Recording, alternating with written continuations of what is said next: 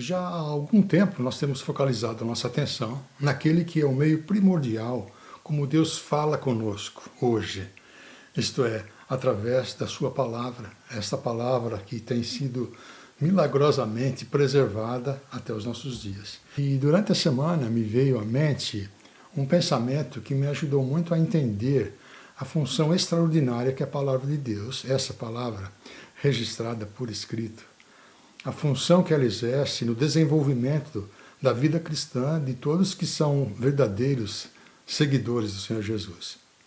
E olha, eu não tive nenhuma visão no meio da noite, e muito menos recebi uma ligação de Deus no meu celular, mas foi uma ideia que me veio à mente relacionada à maneira como nós usamos os nossos computadores, telefones e iPads. Fiz uma comparação. Quando nós adquirimos um aparelho desses, ele vem com um sistema operacional pré-instalado pelo fabricante, não é? Ou seja, a maneira como ele vai funcionar já vem pré-determinada. E à medida em que nós vamos fazendo uso do aparelho, nós vamos aprendendo, nos acostumando e, eventualmente, é como se nós nos tornássemos parte do sistema operacional, conhecendo já suas especificações. E para mim, de uma certa forma, mesmo que seja uma forma simplória, mas isso serve para ilustrar claramente a dinâmica de funcionamento da nossa vida. Em outras palavras, por natureza, nós nascemos com um sistema operacional que, fazendo a comparação com a palavra de Deus, identifica como sendo a vida na carne, ou de acordo com a carne, que se refere à nossa natureza humana. Mas aí, a partir do momento em que nós recebemos a dádiva gratuita da salvação, quando nós nascemos do Espírito, é como se Deus tivesse instalado, em linguagem bíblica, Deus fizesse brotar em nós um novo sistema operacional que contém novas especificações, que a palavra de Deus identifica como sendo a vida no Espírito, ou de acordo com o Espírito Santo de Deus.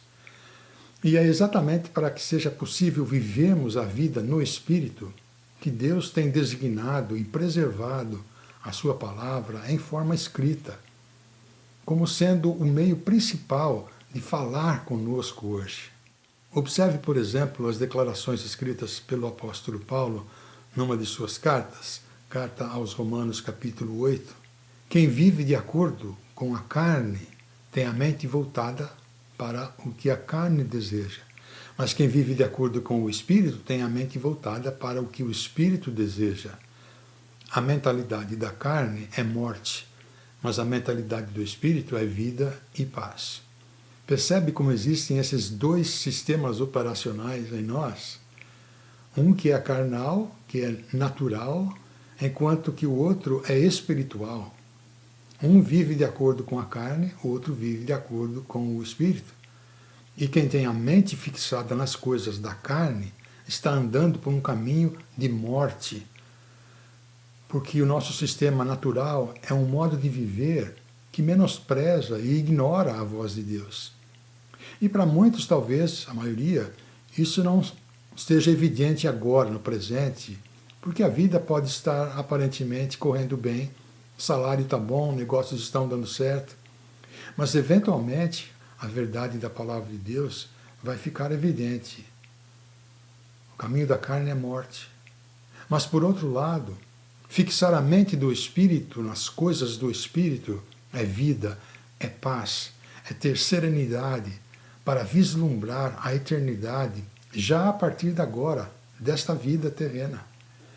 E um pouco mais adiante, Paulo continua dizendo que a mentalidade da carne é inimiga de Deus, porque não se submete à lei de Deus, nem mesmo pode fazê-lo.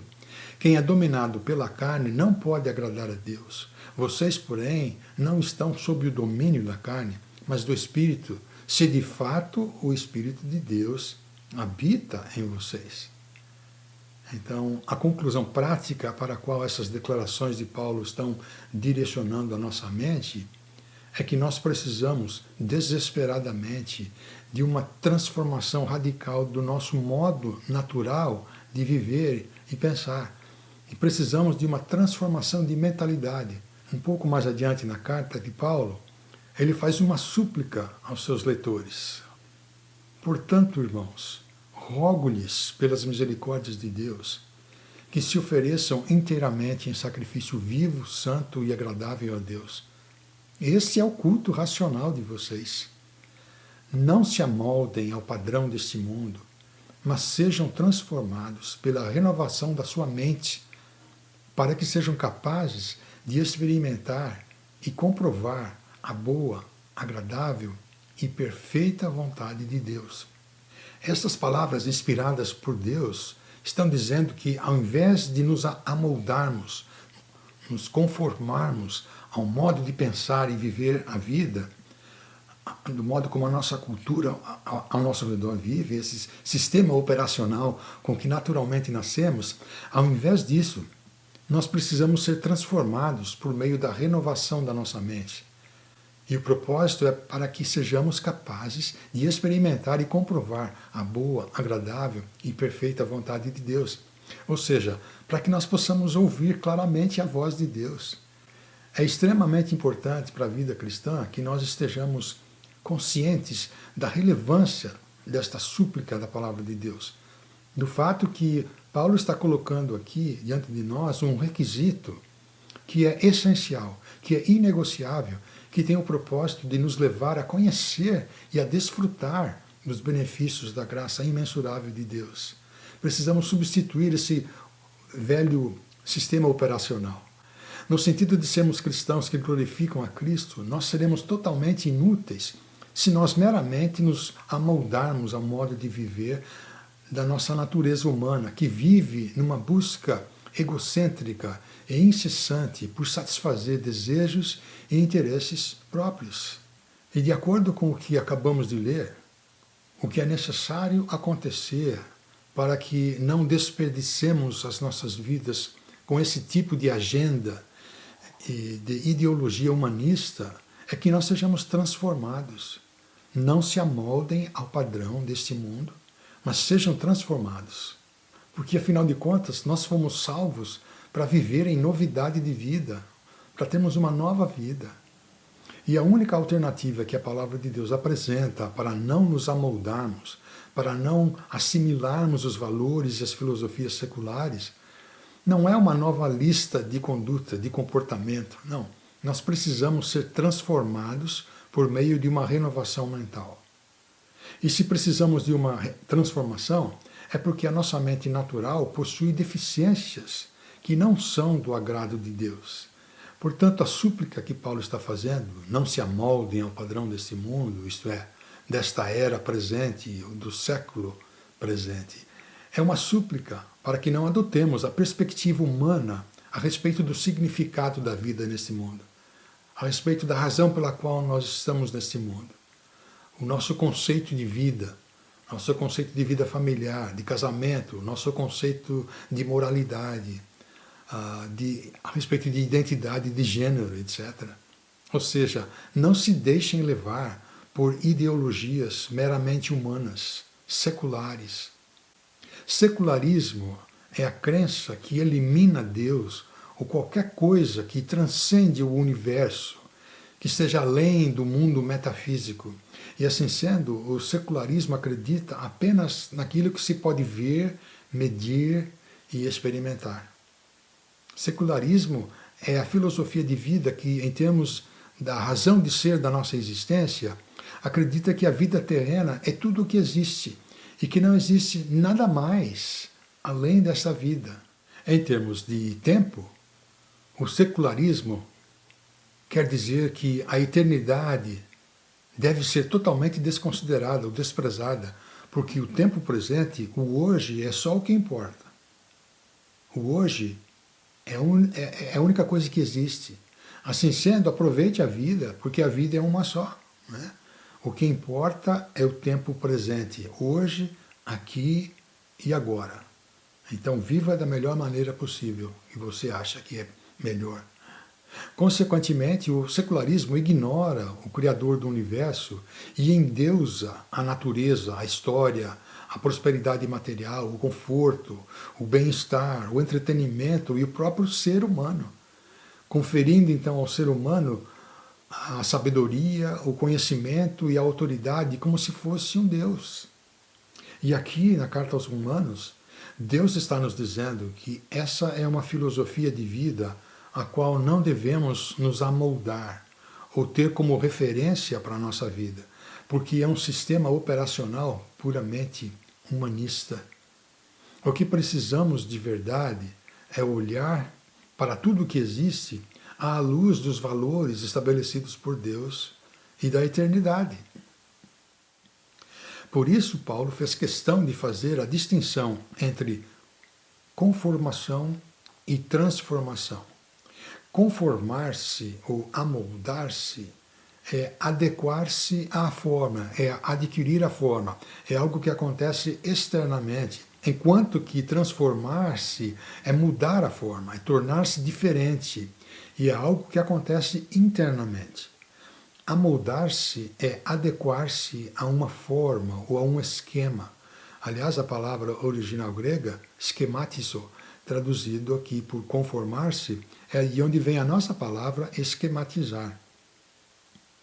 Enquanto que ser transformado é literalmente sofrer uma metamorfose, da mesma maneira como uma larva se transforma numa borboleta. É uma transformação.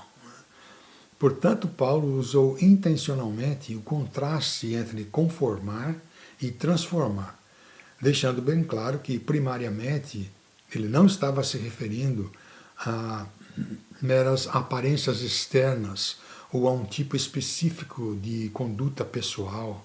Aparência e conduta são coisas que podem ser imitadas, podem ser reproduzidas. Tem muita gente que tem toda uma aparência de ser cristão, mas que é só de aparência, só de casca, só de fachada.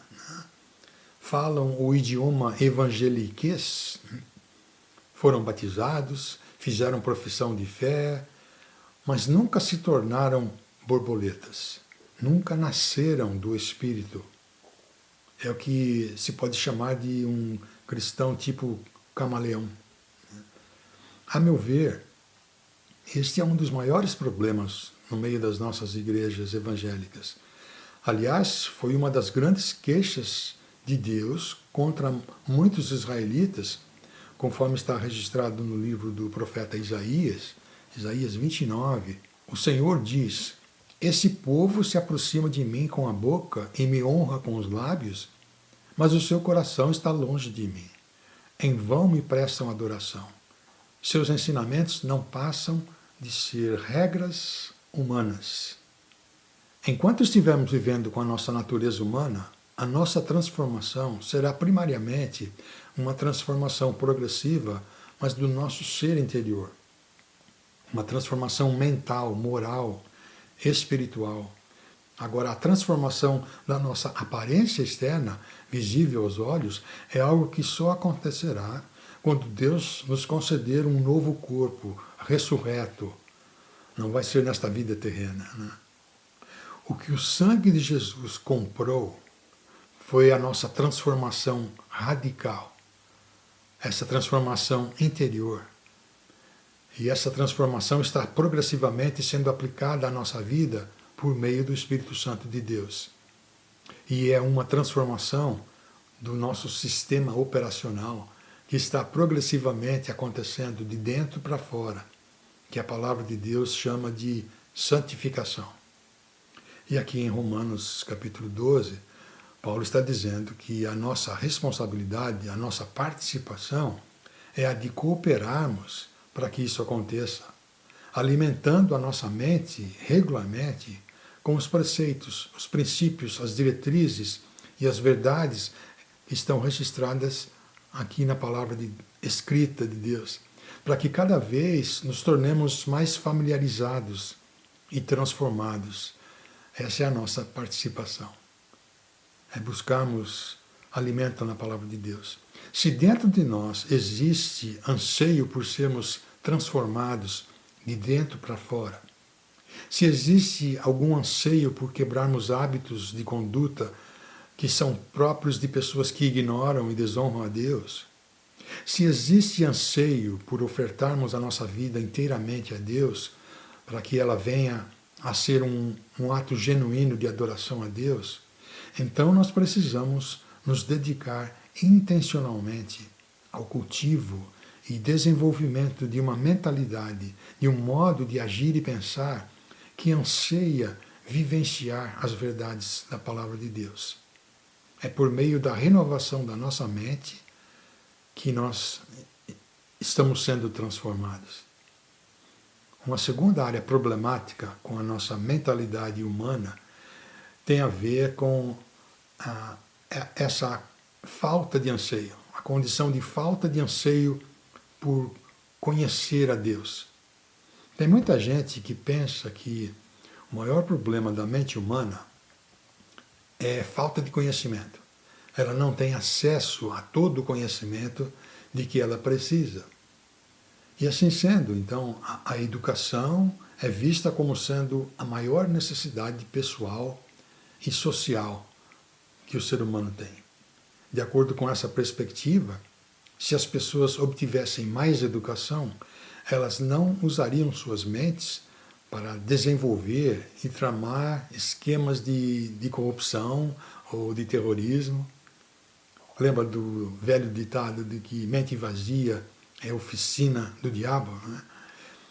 Mas a Escritura apresenta uma perspectiva bem diferente desse problema, dessa questão. Paulo, escrevendo aos Efésios, ele disse: quanto à antiga maneira de viver, vocês foram ensinados a se despir, a se desfazer do velho homem, que se corrompe por desejos enganosos, a serem renovados no modo de pensar e a se revestirem do novo homem, criado para ser semelhante a Deus em justiça, em santidade provenientes da verdade. Este verso ressalta a necessidade de um novo tipo de mentalidade, não é mesmo? Se despir do velho e se revestir do novo, isto é, substituir o modo de pensar velho e corrompido por um modo de pensar novo, justo, santo, proveniente da verdade. A mente humana possui mais do que apenas a capacidade para perceber e detectar. Ela possui um sistema moral de valores através do qual ela analisa e atribui significado às coisas e situações. A mente humana possui, por natureza, uma postura, um padrão de conduta, uma lógica de raciocínio, uma inclinação e predisposição que são próprias da nossa natureza humana. Ou seja, o problema da nossa mente não é somente que ela é finita e não possui todas as informações de que necessita. O problema da nossa mente é que ela é moralmente corrompida. Ela possui uma tendência, uma lógica de raciocínio que é naturalmente hostil à supremacia absoluta de Deus. Por natureza, nossas mentes têm a tendência de não identificar Deus como sendo o único que é digno de honra, de louvor e adoração. Desde a criação do mundo, os atributos invisíveis de Deus, seu eterno poder, a sua natureza divina, têm sido vistos claramente, sendo compreendidos por meio das coisas criadas. De forma que tais homens são indesculpáveis, porque, tendo conhecido a Deus, não o glorificaram como sendo Deus, nem lhe renderam graças, mas os seus pensamentos tornaram-se fúteis e os seus corações insensatos se obscureceram. Visto que desprezaram o conhecimento de Deus, ele os entregou a uma disposição mental reprovável para praticarem o que não deviam. É assim que nós somos por natureza. Este é o nosso sistema operacional, natural.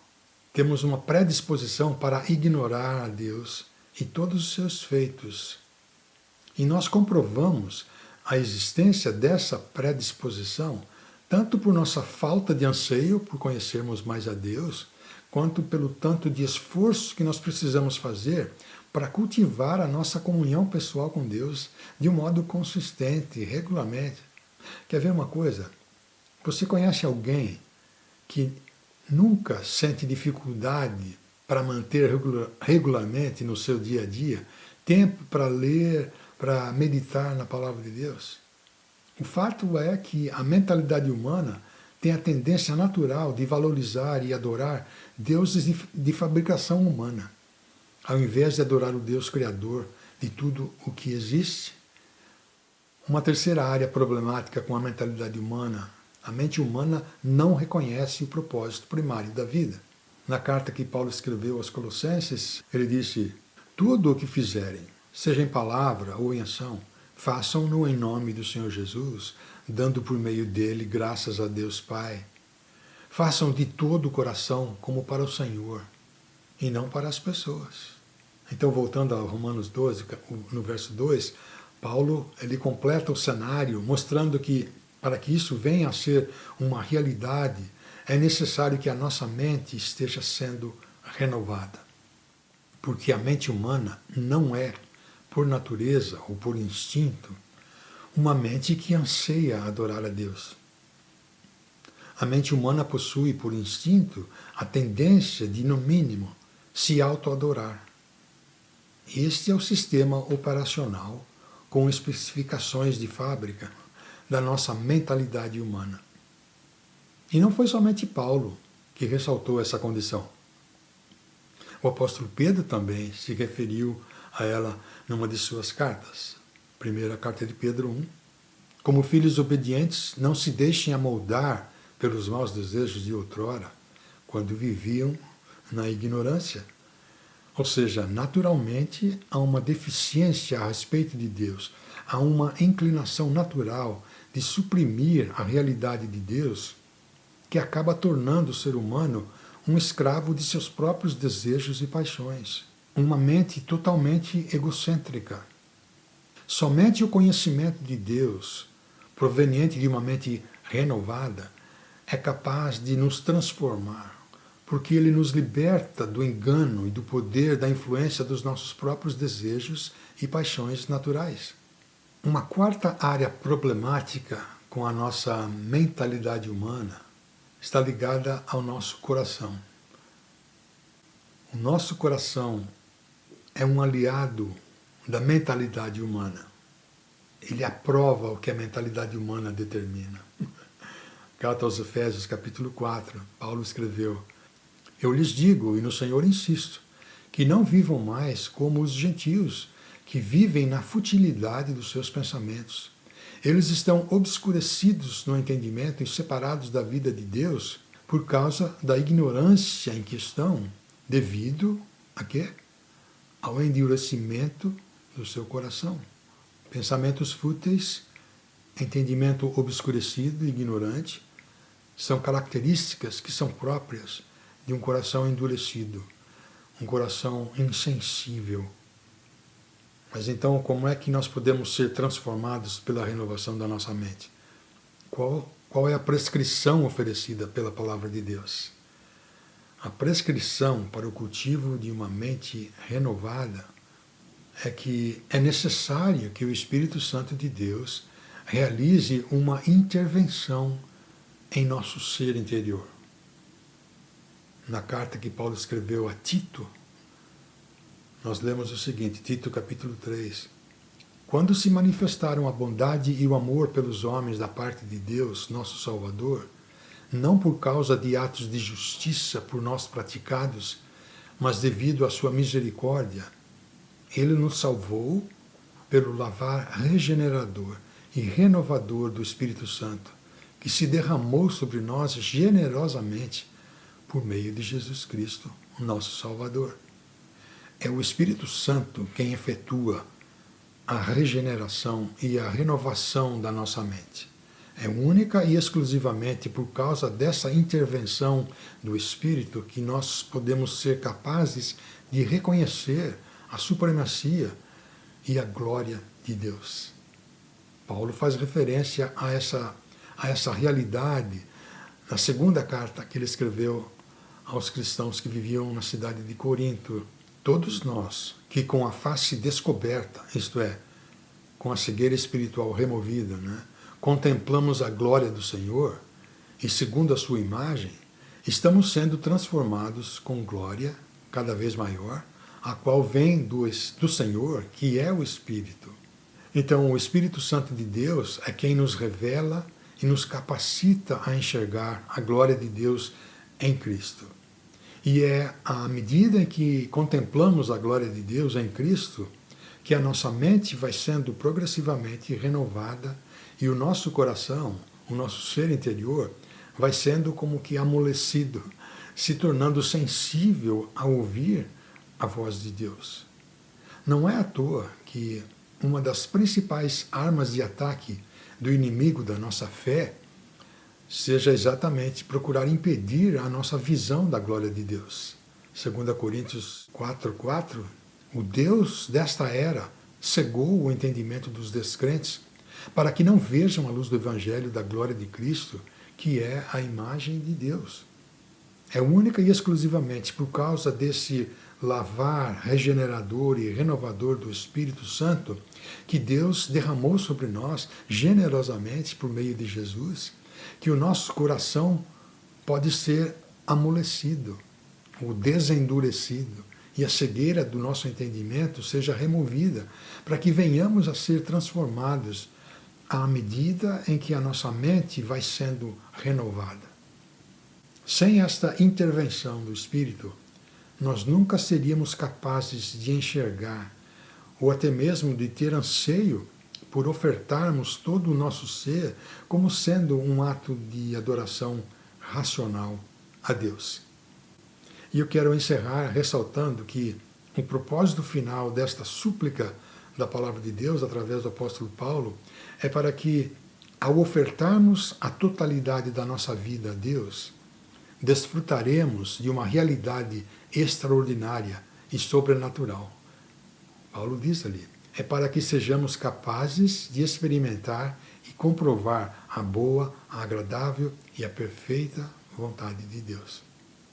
Você tem anseio por ofertar a sua vida inteiramente a Deus? Pense sobre isso.